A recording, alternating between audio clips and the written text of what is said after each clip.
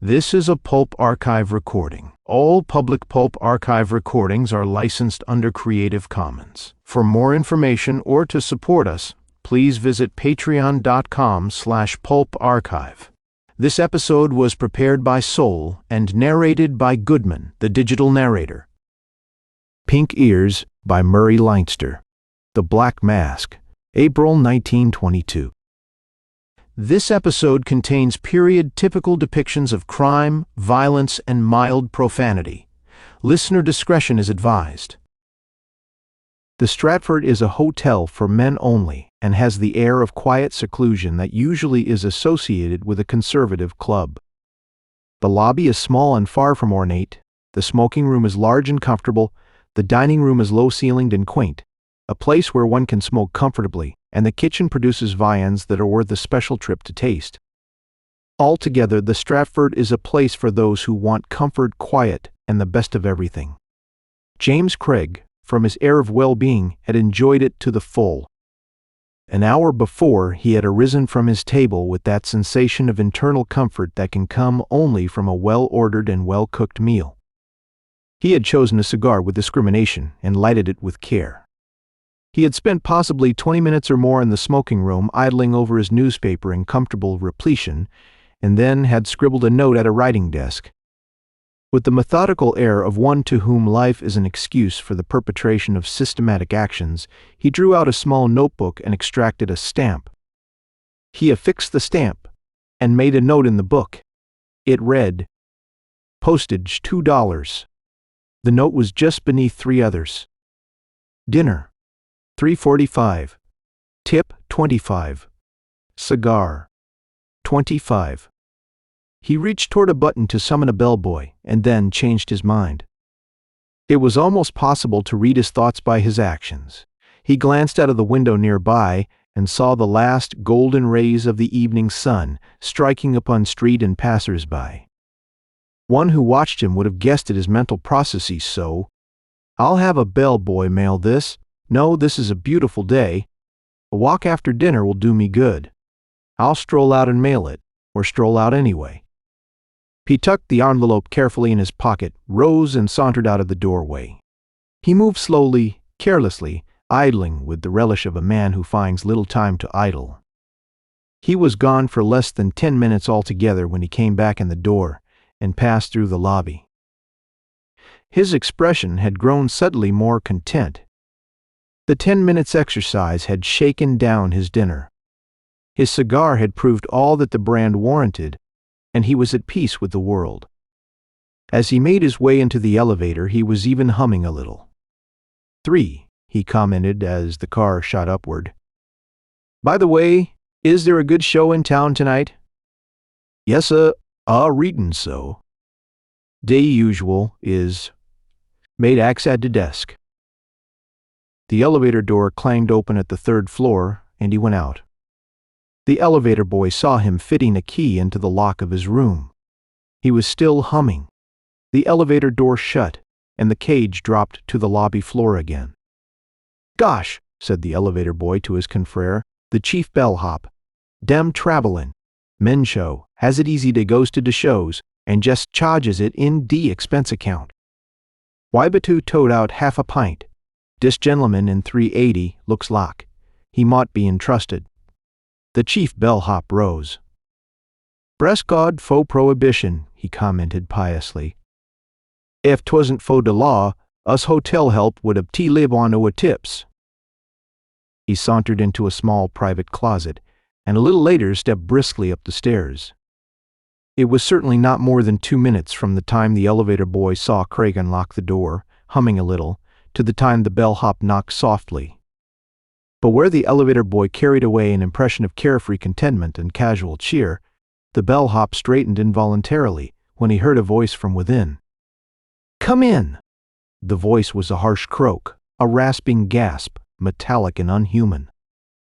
The bellhop pushed open the door cautiously and peered in. The room looked as if a whirlwind had struck it. Sheets, rugs, pillowcases were thrown, helter-skelter about the place, and at the moment James Craig was on his knees before a suitcase. Where he had looked carefree and at peace with the world, He now looked ghastly. His face was a pasty, chalky white. His eyes seemed to have sunk into his head, and they stared at the bellhop with a strange deadness.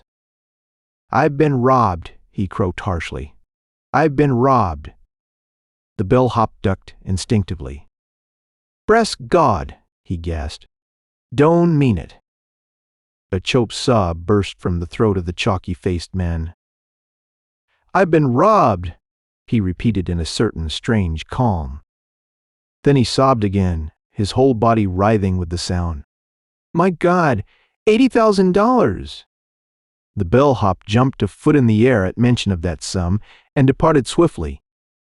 The result of his flight was seen a moment later in a pale and worried desk clerk who came hurriedly into the room.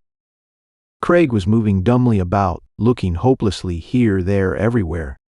You been robbed, sir? $80,000! Craig seemed stunned by the calamity. "I am ruined.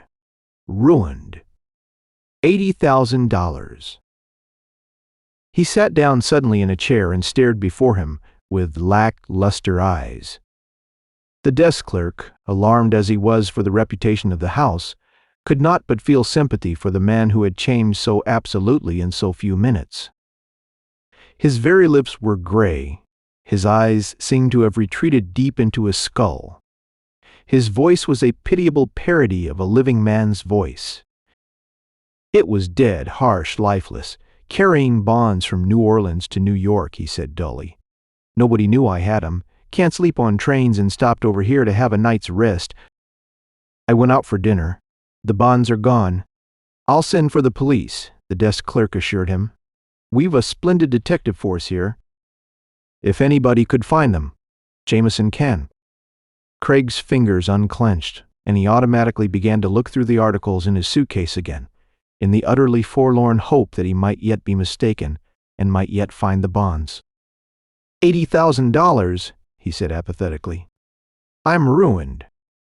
They'll suspect me, even me, of stealing them. And nobody knew I had them," he groaned. Nobody knew I had them. The clerk slipped from the room and telephoned frantically, while he gave orders that assured the continued presence of every one of the hotel employees and a careful note of every guest who left the place. He would be able to give the police a list of every man who slipped out and would be able to produce all the hotel help. It was quick and efficient work, but once that was done, the desk clerk allowed himself to think sympathetically of the man in the room above. He had seen Craig stroll into the elevator, pleasantly flushed by his dinner and walk, and now that Chalk, Whiteman with sunken eyes croaking of ruin and disgrace, the desk clerk shook his head in genuine regret, too. A rather shabby young man with a cigarette dangling from his mouth strolled into the room without the formality of knocking. He nodded ungraciously at Craig. "I am Jameson," he said gloomily. "Police headquarters. They sent me down to find out about this robbery. What's up, Craig?" No more than the wreck of the debonair man of a half-hour before told his story, with his eyes glowing strangely from sunken sockets. Jameson listened from a comfortable chair, gazing at the ceiling. "Why went out?" he queried when Craig had finished. "Why didn't you leave the bonds in the hotel safe?" "I should have," groaned Craig wretchedly. "But no one knew I had them with me. Only the president of my firm and myself knew I had them. We thought that if I just went on up to New York, quite casually, as if on an ordinary business trip, there'd be no suspicion of my having anything valuable with me." "God, if I'd only known! How long were you gone?" asked Jameson, fishing in his baggy pockets for tobacco and paper to roll another cigarette. "I don't know," said Craig despairingly. "I finished my dinner, wrote a note, and went out to the street. I asked the way to the nearest mailbox and dropped my letter in. Then I came back, came up to my room, and the bonds were gone. I am ruined. I'll be suspected of stealing them myself." Jameson yawned and rolled a cigarette with one hand, watching his own fingers with the absorbed attention of one who has but recently acquired the feat. "Well," he said in a moment, after licking the paper, I guess we've got a job ahead of us. What train did you come in on? I got in about 4:30. That's number 27, commented Jameson. You came to the hotel right away? Yes, I registered, washed up, had my dinner, and… Bonds negotiable? Queried Jameson, uninterestedly. What issue and numbers? Craig told him. NO and W4 Ines, Jameson yawned again. 29, 487 to 29.5, 22, all right. Craig rose as Jameson stood up negligently. Craig looked like a wreck. His face was a sickly white, and his eyes burned from cavernous depths. His lips were trembling a little. They're going to suspect me, he said desperately. Only one man beside myself knew I had those bonds. They're gone, stolen. Man, you've got to clear me. Search me. Search the room. Put me under arrest. Do something. I'll put you under surveillance, said Jameson, if you like. P yawned. Just to prove to your firm you didn't hide out on him, I'll send a man up in a little while. I can give an account of every movement since I've been in the city, said Craig suddenly. Look here, I keep an account of all my expenditures. You can check me up. Here's my dinner, here's the tip, and a postage stamp on the letter to my firm. Here is a magazine I bought. You can check up the time on every one of them. You can trace my movements that way. Jameson glanced uninterestedly at the open page held in Craig's shaking hand. Don't get so excited, he said grouchily. Don't ye five know that if you had swiped the stuff, you'd have faked a book like that? He eyed the page for a moment and sat down again, as if a new chain of questioning had occurred to him. Say, do you often come through here? He inquired. Yes, on an average of once a month. Stop at this hotel? Yes. Craig began to look hopeful. Do you suppose someone of the help? How big a package were the bonds? There were 80 of them. They'd make quite a wad of paper. Make a man's pocket bulge out, surely. The hotel clerk kept all the employees waiting, observed Jameson. I'll take a look. Was your place much messed up when you got back? Practically like this. I left the bonds in my suitcase. When I opened the door, I saw the place was torn upside down, everything thrown all about. You'd left your suitcase open, queried Jameson. They'd look in there first. The bonds were under a shirt, in the folds of a shirt. At first glance, they wouldn't seem to be there. Jameson puffed thoughtfully for a moment. Ever use your firm's stationery here? Yes, why? Just thinking, said Jameson. You see, if you dropped a letterhead in a wastebasket, whoever cleaned up the room might connect you up. Say, your firm is a bank. You come through every so often. Suppose you leave a letterhead. Banks sometimes send currency from one place to another by messenger. A chambermaid or bellhop might notice. Craig's face brightened. Jameson wore an air of innocent pride. You have to think of those things, he said modestly. I'll tell you. You go down and get the desk clerk and a cop. Tell the desk clerk to have the darkies that clean up this floor come in one by one, come back with the clerk and the cop. Craig obediently started for the door, hesitated, glanced back, and then went out. Jameson allowed himself the luxury of a grunt when the door closed, and the expression of innocent pride vanished utterly from his features, leaving them somewhat bored and entirely disgusted. Sloppy work, he commented gloomily to himself. I wonder where he keep his shaving soap. That's the answer. 10 to 1. He began to rummage in Craig's suitcase. 3. When Craig pushed open the door again with the room clerk and the policeman, Jameson was standing by the bureau where there was a light. He seemed to be examining something in his hand. Craig looked vastly more hopeful, though his face was still a deadly white, and his eyes were still sunken deeply into his head. This officer, he announced, saw me when I went out to mail that letter. Tell him about it, officer. I saw him mail a letter, sir, said the policeman. I was standing by the mailbox. When he come up, he asked me for a light, sir, and lighted his cigar with it. It had gone out thin. He put his letter in the box. 'Twas a small letter sore, in one of hotel envelopes. Jameson nodded uninterestedly. "Oh, all right," he said wearily. Nobody thought he mailed 'em away and then called for the police to find 'em, say. He turned to the hotel clerk. "When did you open up this part of the hotel?" "About 6 months ago." "New help?"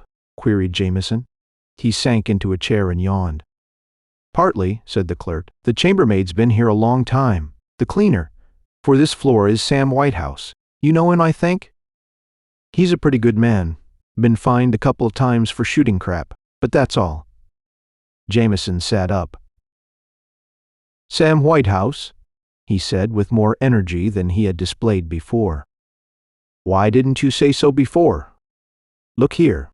He took an envelope from his pocket and scribbled a few words on the back, then handed it to the officer. "You can attend to it better than anyone else," he commented. "See to it, won't you? I'll wait here." He lay back in his chair and frowned at the clerk. "I wish you hotel people wouldn't hire known criminals," he complained. "They're always making trouble. If there is a smart darky in the city, it's that same Sam. He'd steal the brass plate off a coffin and get away with it. I guess we'll have him now, though." He rolled a cigarette and puffed gloomily on it until the policeman returned. "Got him, sar, he had the bonds." "A thick wad av them, sar." Craig sprang to his feet. "What?" "He's got the bonds," said Jameson wearily. "You see, I guessed right when I said you'd probably left a letterhead or something. He just waited for you to come back to town and went through your room." Craig's face was a puzzle for an instant, and then he sank back into his seat and mopped his forehead, patting it with his handkerchief. "Thank God," he gasped. "Well, we're through," said Jameson. "Not much of a case, this. You can get your bonds in the morning at the police station." He strolled out the door with the policeman and room clerk. Craig watched the door close behind them and sprang to his feet in a noiseless bound. "Good God," he muttered desperately. How? In a cat-like leap, he sprang to the cheap bureau in the room. With a jerk, he pulled out an empty drawer. He stared at it for an instant, and then brought it down with a crash upon his knee, splintering the bottom utterly. The real bottom of the drawer came out in fragments, and a layer of veneer that fitted neatly over it was twisted and wrecked as well. And tumbling out upon the floor were the 80 neatly engraved bonds fallen from their hiding place in the neatly contrived false bottom, just where Craig had placed them 2 hours before. "And yet, I thought so," said Jameson's voice wearily. It was a sloppy job. There was an infinitely bright flash, and the room was full of smoke. 4. "You are mugged now," observed Jameson. "I guess a flashlight picture will go well in court." "His ears were pink," explained Jameson, his tone indicating the ultimate of boredom. "His ears were nice and pink, that gave him away." Craig was huddled in a chair in the police station. The big policeman stood guard beside him, and the desk sergeant listened sympathetically to Jameson's tale of woe. "My God," said Jameson disgustedly. "I haven't seen a really neat job in so long you'd think everybody with brains had turned honest. Look at him now. He passed through here once a month for 6 months or so, carrying stuff from New Orleans to New York and back. He was a regular at the hotel, and the clerk always gave him the same room, and he saw it had one of these cheap made by the million bureaus in it. And he set to work from that." He flung away his perpetual cigarette and grunted. He took some measurements of the inside and got a piece of veneer to fit the bottom of one of the drawers. Then, today, he climbed off the train, went to the hotel, took his bonds and laid 'em neat in the drawer, trimmed up his veneer to fit exactly, and glued it down on top of 'em. To look at it, it was a perfectly empty drawer, and nobody looks for secret compartments in hotel furniture, particularly of the made-by-the-million kind. He wandered downstairs, ate his dinner while the glue dried, smoked a cigar, and went back up to his room and yelled, "Bloody murder!" He thought he'd get away with the story that his room had been robbed while he was out. The desk sergeant shook his head sympathetically. Test. Tat, he said commiseratingly. He had a good make-up on, commented Jameson morosely. He looked like the wrath o' God, and he played his part pretty well, but he overdid it, of course. Showed me a notebook to check up his movements by, and he'd made an entry in it while there was a bit of glue on his finger. The smudge told the lot, since I'd already made up my mind he was trying to steal from himself. Say, he addressed the prisoner. Were you thinking maybe your firm would prosecute you for the theft and be unable to get a conviction for lack of evidence? The prisoner seemed to shrink a little farther into himself, but did not reply. That was it, said Jameson gloomily. Once he'd been tried, they couldn't have done a thing no matter how much proof they got that he had recovered and was selling the bonds later. He gave himself away, you say? The desk sergeant asked. Dead away, admitted Jameson depressedly. I knew he'd done it the minute I first saw him, and if that wasn't enough, I sent him out to get the room clerk. And he stopped in the doorway to take a last look, straight where he'd put the bonds. And the first place he looked when he came back was the same spot. It was a shame to pinch him, he was so innocent. But can you jug him? Queried the desk sergeant. Jug him? I could hang him, asserted Jameson in the profoundest disgust. I got Murphy to frame a story that he'd found the bonds on a bellhop, and when Murphy— me name's Orion, sor, interrupted the policeman.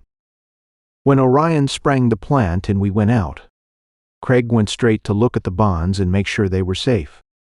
All I had to do was take Murph Orion by the hand and wait 2 minutes and then swing in the door and pull a flash pistol.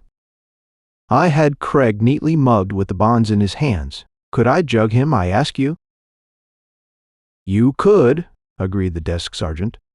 But you keep saying all along that you knew he'd hidden out the bonds. How'd you know that? His ears were pink, said Jameson wearily. If you saw a man who'd just been robbed of a fortune, you'd expect him to look sort of pale, wouldn't you? I would that. This man was made up pretty good. His eyes looked sunk way back in his head, and he was pale to just the right extent. He put over the voice stuff pretty well, too. He'd made himself up with #1 dead white that he carried in his shaving soap tube, but he'd left his ears pink, a nice healthy pink. And I had only to take one look to know what was up.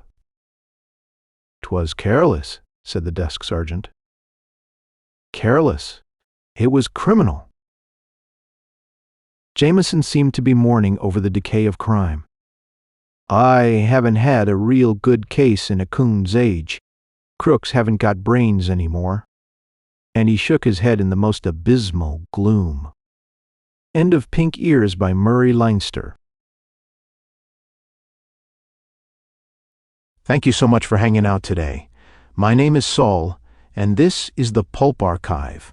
Now, if you had fun, I'd appreciate it if you could like, subscribe, comment, and share. That stuff really helps. And like most stories we cover here, today's was recommended by you. So, if there's a story you'd like to see, send us an email at pulparchivelibrary@gmail.com. We'd love to cover it. If you'd like to support the podcast and keep us going, consider subscribing to our Apple channel or becoming a member on Patreon. Just visit patreon.com/pulparchive. For as little as $5 a month, you'll get access to all our podcasts and private explicit episodes that wouldn't be allowed publicly. We feature almost every genre of pulp fiction: horror, detective, western, and even sports. Special thanks to our patrons who make the podcast possible and make every episode of the Pulp Archive happen. Every episode is dedicated to our Patreon members. I truly could not do this without you.